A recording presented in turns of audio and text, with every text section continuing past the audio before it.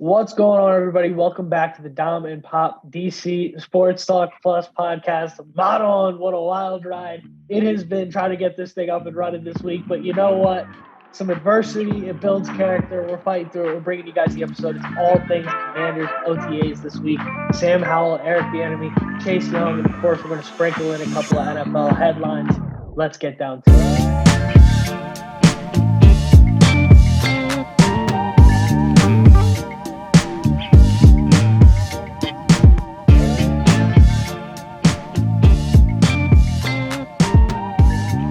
That was even better.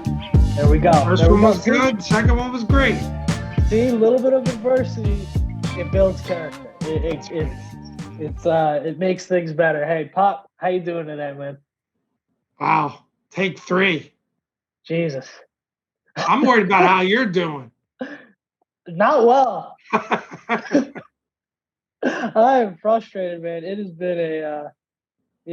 been a wild ride. You know, it's one of those things like one thing breaks, and then in fixing that one thing, a couple of other things break. Like my monitor's not working now. I'm like a little bit frustrated about that. Like everything just the website that we normally use to record our podcast that, you know, we're not doing free shout outs here. We're not giving them a shout out, but they effed up and that wasn't working. And then, you know, troubleshot that for a while. That didn't work. And then my monitor stopped working. You don't really have time to figure that out right now. So make the pivot over to Zoom. Not on. It's just chaos. That's all I have to say about that right now. It's chaos, but we're fighting through it. We don't let anything stop right us. Down to it. That's right. Don't let anything stop us. We're going to, things might look a little different. It might sound a little different, but bear with us this week. We're still going to bring you that same quality of pod regardless. So that being said, OTAs this week. Pop, what are you hearing? How are you feeling about everything? I know there's a lot to talk about. Yeah, I think there's, a lot of buzz with Eric Bieniemy and Sam Howell. We'll get into the Chase Young news in a little bit, but, it seems like Eric Bieniemy is really, taking over in terms of, is much bigger than a typical just OC hire. He's really managing the schedule and the pace of the practice. And although it also feels like a bigger impact than just on the offense, because as you dictate that pace of practice, it affects the defense as well, right? So he really seems to be, bringing on a lot of change. And I think, to quote Ron Rivera, getting the team out of their typical comfort zone. And I think that's a great thing. Yeah, I think it's really great. And I think something that I've heard kind of about Sam Howell, I think plays into this. And I've heard that Sam Howell has an obsession for the game. And he has almost like a military-like level of focus and discipline and excitement. And he just wants to get after it. Like he is that kind of guy that really loves working hard and getting coached hard and kind of getting pushed. And I think that you marry his potential level of talent, some of the flashes we've seen, if that's really true, if we take that and we put that together with the way Bieniemy coaches, I think we could be in for potentially an exciting pairing. I don't want to call it a special pairing, but it could be. It's too early to say that, but it could be very exciting. I saw one thing that I love. Bieniemy's down on the field with the guys, yelling at them, running sprints, like doing the whole, like he's involved, right? Doing the whole thing. Sam Howell drives the guys all the way down the field to the goal line, throws an interception to Forbes, I believe it was. And which great thing to see Forbes getting a pick, maybe not such a great thing to see. I don't think that was to Forbes, but maybe it wasn't to Forbes. He threw a different pick to Forbes, but throws an interception. Was it Percy Butler then? I think it was one of the young guys. Love that. I like Percy Butler. So great to see Percy Butler actually getting involved, not on special teams. He gets that interception, starts running it back. Howell doesn't chase him. And Bieniemy apparently, I don't know if he ran out onto the field or if he was just laying into him from the sideline, but he was like, no, you throw it, you go get it. You made that mess, you clean it up, laid into him. And that's something that I think the 27, 28 coaches across the NFL are going to tell their quarterback, hey, man, chill out. Don't get into all that. Don't hurt yourself. But Bieniemy's about doing things the right way. He's about accountability. And I think that is that's such a cool story, and that's something that we'll just call a spade here. We haven't had on the offensive side of the football in Washington in my lifetime, in a long, long time. I mean, you think back to, I don't know, the Shanahans didn't particularly have a reputation for being super hard asses. Gruden certainly not. Scott Turner wasn't doing it. It's been a long time, so it's exciting. Right. Yeah, I agree. I think he's bringing a ton of energy and change, and it's an interesting dynamic that's there. It's almost like Ron's taking a little bit of a back seat. It's been interesting watching him talk on the press conferences. Is almost like a level of deference to interesting to see how this thing evolves and how it works out. But so far so good, I'd say. He definitely coaches hard, and I know that's not for everyone. So it'll be interesting to see how the team responds to that. But appears as if they're responding pretty well so far. Yeah, From what you can tell, with these things. Another thing I noticed that I thought was pretty cool is that the way, if you guys obsess over the team like we do and you're always listening to the media, the way the conversations are going around this time of the year usually kind of dictates what's going on, right? And around this time of the year last year, they're talking about, if Wentz can get out of that slump and if they can protect Wentz and if he can learn how to check the ball down, a lot of ifs, right? And retrospectively, they've kind of come out and since said, like, hey, we knew this time last year when we saw Carson, it was going to be a train wreck. Like, we knew from a mile away that was going to be bad. And now this year, all of a sudden, after a little bit of time of seeing Sam Howell, we're not hearing them talk about Jacoby Brissett. We're not hearing them talk about 11 NFL completions. We're hearing them say, hey, this offense, all he's got to do is manage the game. This Andy Reid offense, you heard B. Mitch mention another quarterback. I'm blanking on the guy's name, but he said, hey, this guy ran Andy Reid's offense, and he was great. And Sam Howell's better than that guy. So I think conversations are trending positive, which is exciting. Obviously, Jahan Dotson has spoke very highly of Sam Howell. He said, he's just so cool back there in the pocket. He's able to just kind of zip the ball around. So it's exciting. I'm very excited about that. I heard some pretty positive quotes from Santana Moss as well. Where he was saying that I guess he must be watching practice. I know he's really involved with the team and the media and the team. And he just said he's seeing how strong an arm that Sam Howell has, and just got a lot of zip on it and all of that. So. Yeah, I mean, I think the thing that's also interesting for me is that you're not hearing that much about Jacoby, right? It does appear, again, it's super early, but it does appear that Sam's getting all the first team reps and he's really the guy. Yeah. And I guess he's, so far, again, being very early, earning that spot. Yeah. So yeah, it's very it's cool to see. And I think, like I said, when you start to hear those more positive reports, usually I think that means they're kind of holding back because they do, they have to be more balanced at this time of the year. You don't want to be too excited, too ahead of yourself, but they're seeing something encouraging and they are giving us as fans some positive feedback on it. They're saying, hey, this might be worth getting excited about. Like we're starting to see something. So far so good on the offensive front. Defensively, got a question little bit for of a you. different story. Go ahead. Question for you. On the Sam Howell optimism scale or meter, it's 1 to 10. It's meter. There you go. What number are you at this point? Way too early, but where are you? And we'll kind of check in on this as we go forward. Yeah, I'm hanging out around a 6, I think. Wow. Which is higher than I was feeling previously. Like I've moved up. I would say around February, January, it's probably hanging around a 2 or a 3. I was just like too skeptical of. At the end of the day, I was talking to a friend about this yesterday. Actually, at the end of the day, he's a 5th rounder. And there's been some really great talent to come out of the NFL, and sometimes it doesn't mean anything, but a lot of times it does mean something.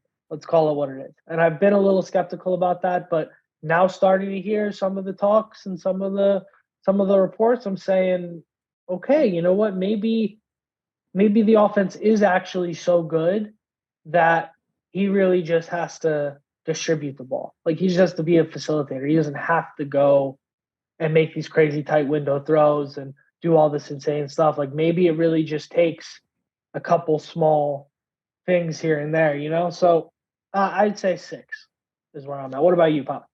Vibes are high for your boy. I got 7.5. Wow. Vibes are high.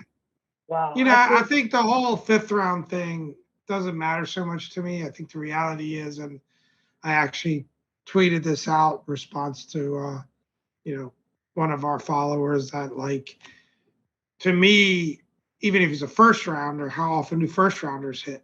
Is it even 50-50? Yeah. So you just don't know, with a young quarterback. But I feel, vibes are high. We've been down this road before with the Commanders. I also thought Carson Wentz was going to be a big upgrade. But, I just think the combination of how his attitude, he seems to drive himself hard, evaluates what his ability, is self-critical, and, having that offensive coordinator, Bieniemy, and they're married together, right? I mean, what a resume builder if EB can turn this guy and this offense and this team, because we know the defense is going to be good, into a contender. I mean, I don't think he's going to be waiting much longer for a head coach role after that. So 7.5, 7.5 for your boy. 7.5 is strong. I think it's going to take. I think that's about my ceiling. I think I can get to a 7.5 if I see some good preseason work. I'm just scarred, man. I'm just scarred. I've been excited about too I'm much. reading it a little different, right? I'm not projecting as much as I'm just saying this is how I feel in the present moment based on what we're hearing. There you go. I like that. I like that. I can't get mad at that. Optimism is always a good thing. So maybe some of that optimism can carry over to what's going on the defensive side of the ball during these OTAs, because not as positive over there. And I'm not talking about gameplay. It actually sounds like the guys that are there, it's easier than what I'm about to start talking about. The guys that are there are playing well. We've heard good things about Emmanuel Forbes. They said his ball instincts are real. He's legit. He's making plays. He's decisive. That's exciting. Obviously, you just love to hear about that kind of development, especially out of a 1st rounder. You hope he's going to be. There's a lot of pressure on that kid. He was drafted ahead of a lot of guys that were rated maybe higher than him. So you really hope this guy's going to be legit. But on the negative side, unfortunately, there's a lot of negative side. Montez Sweat and Chase Young not in attendance. Obviously, the big headline is Chase Young right now. Pop, what do you make of all that? I don't think it's a good thing. I mean, I'll say that. Can't be a good thing. I know there's people on different sides of this argument. I mean, I know there's people saying it's voluntary, but is it really? I mean, if you were a part of a team, any team, right, a high school team, and they said, "Hey, we're all getting together for a workout over here," I think you're going to make every effort to try and be there, right? And maybe it's something to do. I'm sure it has a lot to do with the contract, and maybe it's reduced that chance of injury since you're in a contract year, the less you show up. Why isn't Montez there? And should it be just as big a deal with Montez Chase? Probably, but Montez, at the end of the day, 1st round pick, but wasn't the 1st pick, 2nd pick of the draft, right? And I also think that, when at the end of the day, if the reason they didn't pick up your option is because they had questions about your work ethic, which seems to be the buzz out there, and then you don't show up. I mean, I think you're just building a case for the team and the coaches to justify, and you're putting more pressure on your back. Yep. Like, why do that to yourself, right? Just show up, be a team player, be all in. And you know what? Show other potential teams that might be interested in you that that's the kind of teammate you are and that's the kind of player you are. Um, yeah, I don't like it. I don't Yeah, like it. yeah, I got a tough time with it too. It's a little disappointing. Of course, we don't know. There's always that caveat that maybe there's extraneous circumstances that we don't know about that they're choosing to keep private. But from what we know and from the information we have, it's definitely not a good thing. And it seems like we are just starting to head down the path of a very strained relationship between Chase Young and the Commanders. That's what it feels like to me. It feels like we are just starting down that road of now all year, next season, every big play he makes, it's going to be got to pay the guy. And every game he doesn't play well, it's going to be that's why you don't keep him around. Maybe you got to let him go. He's a bust. It's just one more thing contributing to what I think is just going to be a season long. This is going to be far from the last time we're going to talk about Chase Young. I'll Right. put it that way. It's going to be a season long inevitability that ends in fallout, in my opinion. I think, and it's just tough. Some people are made for that strain and for that adversity. Like you look at Duran Payne and it worked out, and some people aren't. And you have to I know it's early to make that call, but you have to know your personnel and you have to know, okay, you know what? Chase isn't going to thrive under this situation. Let's give him the option. Let's see if we can develop him over the next couple of years, keep the relationship good, that kind of thing. You kind of have to have a little bit of an awareness of it. Montez Sweat not showing up is equally interesting to me because it's like you can lose one. I think we can lose one of those guys. I don't think we can lose both. Yeah. Yeah. You wouldn't think And so. I'm like, uh Yeah. oh, that's not good. And Montez Sweat, I know I think he's a freak athlete. I'm not sure he's a incredible football player, but he's definitely top half of the league defensive end, and you definitely don't want to lose him. Um, so it makes me nervous that we're in tough tough spots with both of them. Pop, how do you feel about the Montez thing? Yeah, I know it's interesting. Like, it seems Chase is getting all the attention. And again, maybe that's not completely fair because it's a very similar situation with Montez. Um, I think that's probably contract related as well. I think, it's interesting that Ron commented on the situation for both guys, didn't seem too bothered by it. He just Yep. kept saying it's voluntary and he chose his words very carefully and he talked to both of them and said they're working hard and all of that. So, but I just think, with Chase in particular, it's been an issue, it's been a concern. There is buzz out there that maybe he's not loving the situation in Washington for him in terms of how he's vibing with his teammates and all of that stuff. Um, could end up being a big, nothing at the end of the day. We're just gonna have to see how he performs. But I think you just put more pressure on your back because the coaches want you there. All your other teammates that are there working hard want you there. I think the wise decision for all of them would be to be there. Yeah. Maybe I think they were talking about Cam Curl isn't participating in all the activities. I don't know what portion of it, right? But he's there, right? Yeah. He's there with his teammates in the trenches. And he's in the same situation as these two guys, right? Yeah. In a contract year. So I like that approach much better than just not posting, Yeah. right? And Um, for a bit of perspective, Terry McLaurin did not go to OTAs last year. He completely held out. I would argue none of the three guys that you just mentioned, I think Cam Curl is the closest, but none of the three guys you just mentioned are Terry McLaurin. That would be my next counter is, you know what? Chase Young coming off a torn ACL, missing almost 2 years. We're talking about Montez Sweat underperformed. has consistently underperformed. He had a good year last year, but overall has consistently underperformed his talent profile and what people thought he could be. We traded up to get back into the first round to get this guy. Has not been that. Terry McLaurin was a league-wide commodity. At 32 teams in the NFL get better adding Terry McLaurin. So he held out. He deserved the holdout. He got paid. So maybe Montez is holding out, and maybe there's an extension for Sweat at the end of this. And then you say, you know what?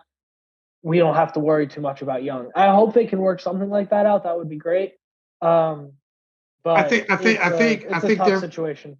They're very different situations. I think with Terry, they were working on a contract, and he just wasn't going to risk injury, and he was making third round. He's making third round money, so he had a lot more to risk.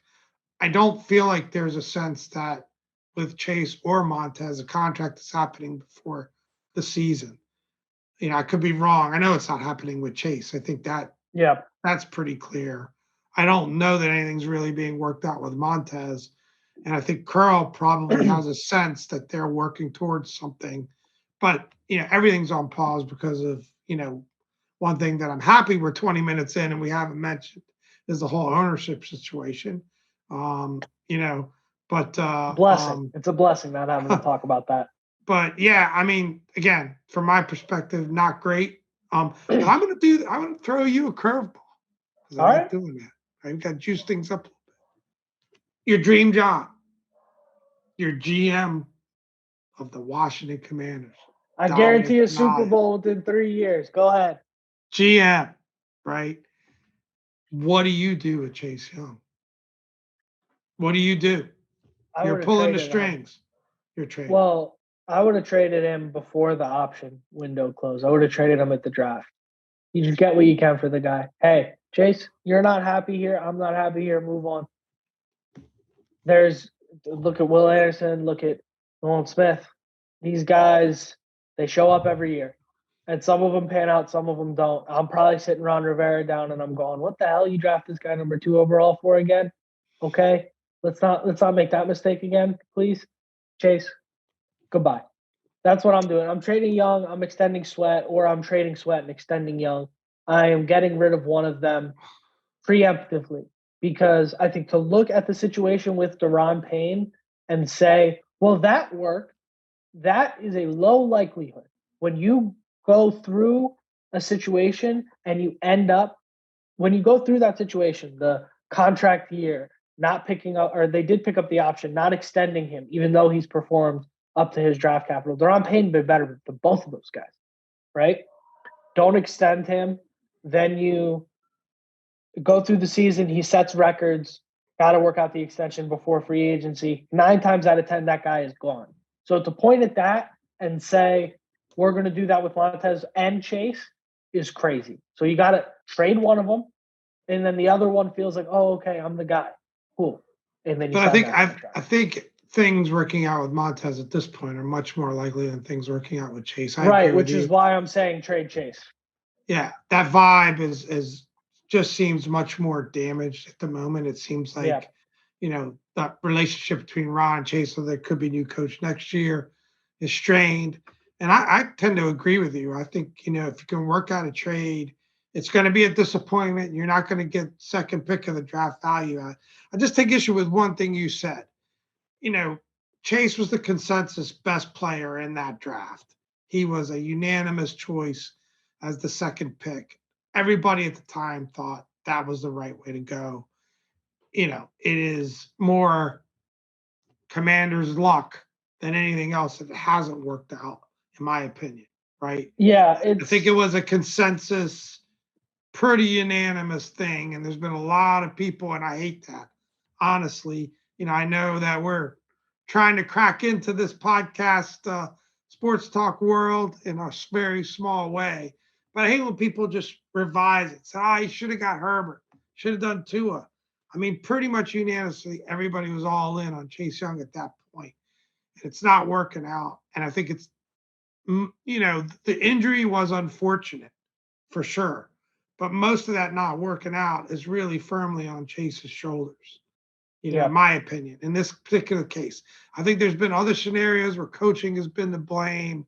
And there's been other scenarios where Ron's definitely made much more mistakes, but it's on Chase, and his career is kind of in the balance. Now, in the grand scheme of things, again, is it that big a deal he's not at OTAs? Probably not, as long as he comes in ready to go and fully in shape and fully motivated. I'm sure he'll be all right. But I agree with you. I think they should consider a trade at this point. You know whose fault all of this really is? Can you give me 90 seconds for a quick aside here? Because it's going to sound crazy when I say it. You know whose fault all of this really is? The water slide demon himself, Ryan Fitzpatrick. And you know why? You know why? Who was the quarterback of the Miami Dolphins the year before we drafted Chase Young? It was Ryan Fitzpatrick. He drove them boys all the way back down the field, and he threw a pick on what would have been, it was either a pick or incompletion, but he threw a duck on what would have been a 2-point conversion to win the game. Miami wins that game. Joe Burrow is a Washington Commander right now. So this is all Ryan Fitzpatrick's fault. That's what I'll go with that. on this. It is Ryan. It is the water slide demon. Ryan Fitzpatrick. Ryan Fitzpatrick. There you go. It's all on him. I just thought it was, and a heavier topic with a little joke. It's all Ryan Fitzpatrick. But anyways, he can. Yeah. Anyways, I think it's a tough situation. I agree with you on the Montez thing. I think at least we haven't seen the attitude concerns with Montez. So I think if I had to pick one, I'd keep him and I'd get rid of Chase, especially because he's probably going to be cheaper too. But let's move forward. What do you say we move on to some NFL headlines? So NFL headlines, plural, might be a little misleading. There's not too much to talk about this week, except for last night. The football gods blessed us with one topic, and that is DeAndre Hopkins out in the wild. He has been released from the Arizona Cardinals. They are in full blow the whole situation up mode. I don't know how they released him and didn't trade him, but I don't know either. That one to me is a mystery because I still think he's a heck of a player. Maybe I'm missing something, but I still think he's a heck of a player. I think he's a high character guy from just from the vibe I get from him. And sounds like it might be a bit of a sweepstakes going on here, chasing him down. There's some interesting big name teams on this list. So before we get into those big name teams on this list, any Washington fan that is talking about getting DHop, put the Madden controller down, brother. This is real life. DHop is not coming to DC. It's not happening, okay? It's not. It would be a bad move for the team. Why do we need to get a receiver on the back end of his prime to add to this group? There's just no point. There's no point with the talent that we have at receiver right now. It would be a bad move for the Commanders. It would be a bad move for DHop. It would just be bad for everybody involved. So put the Madden controller down or put Twitter down and get back to playing Madden, but don't do both at the same time. It's making a mess. Let's get into some of the teams that DHop might be headed to. Pop, why don't you read them off? Yeah, I mean, but this according to ESPN, top teams that are candidates, and there are others, but I'm not going to go through the whole list. There's Buffalo Bills, so pretty powerhouse there. Kansas City Chiefs, I mean, Super Bowl winners. Yeah. New York Jets, I mean, you've got them in the Super Bowl already. So true. They're a powerhouse. Dallas Cowboys, wouldn't like to see that, and New Orleans Saints as the top contenders. So, you could see, I mean, when you start hearing teams like the Chiefs and the Bills and even the Jets, those are some big names out there that looking for DHop. So I think he's going to be all right. Yeah. Imagine if he goes to the Chiefs. That'd be crazy. Yeah. Another interesting one is the Carolina Panthers are kind of being tossed around a little bit because it would be a hometown situation for DHop. I don't think that's going to happen if you look at what his criteria are. I know he says he wants to play with the Super Bowl contender. So for that reason, I think New Orleans is out as well. That would be bad for fantasy football for me. So don't go to New Orleans, please. The Cowboys, I think, is pretty unlikely. I think you look at, they just brought in, was it Brandon Cooks? I think their wide receiver room is pretty stacked. The Jets, I could see But I do think it'll be the Bills or the Chiefs, ultimately, is what it comes down to. And I think, man, if it's the Bills, that is terrifying. Josh Allen throwing the ball to Stephon Diggs, DHop, and Gabe Davis. And he just got a new tight end, Dalton Kincaid, in the draft. It's supposed to be a beast. I mean, how do you stop that? But then you look at Kansas City, and you've got Mahomes throwing to DHop and to Travis Kelce, and you look at what he was able to do last year with a bunch of, B and C list wide receivers, and he ran the best offensive football. So it's scary to think about. Pop, do you have a favorite, or do you have a destination you want him to land? I know we said anybody but the Cowboys, of course. I mean, I just got to pause and say for a moment, look at the boy dropping knowledge. I mean, if you're going to rely on Pop for knowing the entire starting receiver lineup of the Buffalo Bills or the Kansas City Chiefs, we're going to be in big trouble. But, man, I mean, right off the top of his head, I know he didn't have it written down or prepped for it. Amazing stuff. I need a new hobby. No, you don't. You're doing great. But, Chiefs make a heck of a lot of sense to me. It's just dropping in their lap, if you think of it. And it seems like really to be an area of need. At some point, Andy Reid is a genius. Yeah, Mahomes is great. Yeah, they've got Travis Kelce. But at some point, you got to get some damn receivers. Yeah. Right? And that receiver group, who do they've got? Yeah. I mean, Kadarius Toney is their number one. Tony's a dog. He just can't stay healthy. Tony's a dog, though. That guy's incredibly talented if he can stay healthy. Second round pick, Sky Moore, Rosh. I mean, I don't. None of these guys stand out to me. Again, all deference to my son on the deep knowledge of the different NFL rosters there. But Kansas City makes the most sense to me. Just like I said, I'm with you. It's one of those. That team is just the opposite of what the Redskins and Commanders have been. They've got that halo over them, and this just lands so ever so softly in their lap, and DHop goes there and just balls out. Yeah, it is. I think it is important to point out when you talk about the Chiefs wide receiver group, if Travis Kelce wore 89 and was a wide receiver, he'd be a top 5 wide receiver. So it is like a little bit important. Yeah, he's amazing to incorporate that in there. Me, but I'm with you. I think. Go ahead. He's the GOAT. I mean, I know people throw that term around too easily, but I mean, I've never seen a weapon quite like him at tight end. Yeah, I agree. And I think when you if you add DHop to that mix, my God, it's just like, I mean, Tyreek Hill was obviously there, but we didn't really Tyreek Hill was great in Kansas City. I'd argue he was better in Miami last year than he was ever in Kansas City. And I think we see DHop there. I think with that offense can reach even higher heights than they've reached before. Just incredible. Will be incredible there. I think Buffalo has other holes to fill personally. So I'm with you. I'm with you on that. Especially for some of their young receivers, be a little bit of a mentorship situation. But yeah, that's it on the DHop situation. One thing interesting, Baltimore, not on that list. Do you think maybe the Odell Beckham Jr. for $20 million signing is backfiring for the boys in Baltimore now that DHop has been made available?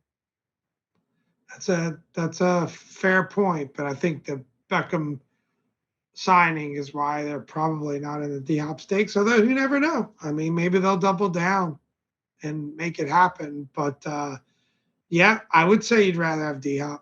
I'd rather have DHop. I think I can hear our Ravens insider saying now, well, I'd rather have Beckham and Lamar than DHop and not Lamar. And apparently Beckham was a big part of bringing Lamar back home. Fair. Which I don't know how true that is. I don't know. But it is a weird situation. I would rather have DHop too.